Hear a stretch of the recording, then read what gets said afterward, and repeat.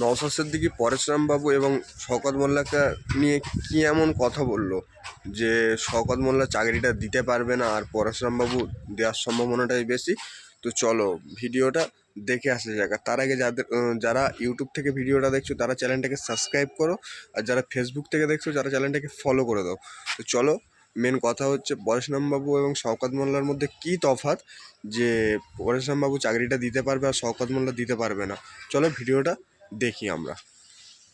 হবে কারণ দেখুন, রাজ্জাক খাঁর ক্ষেত্রে শওকত মোল্লা সাহেব অনেক চিৎকার করেছিল, তবে একটা শওকত মোল্লা সাহেব আর পরেশরাম বাবুর মধ্যে কিন্তু অনেক তফাৎ।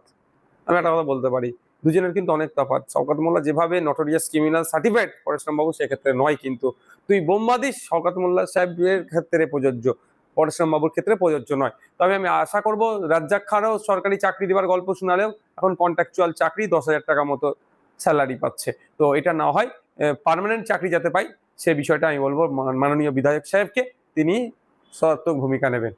এবং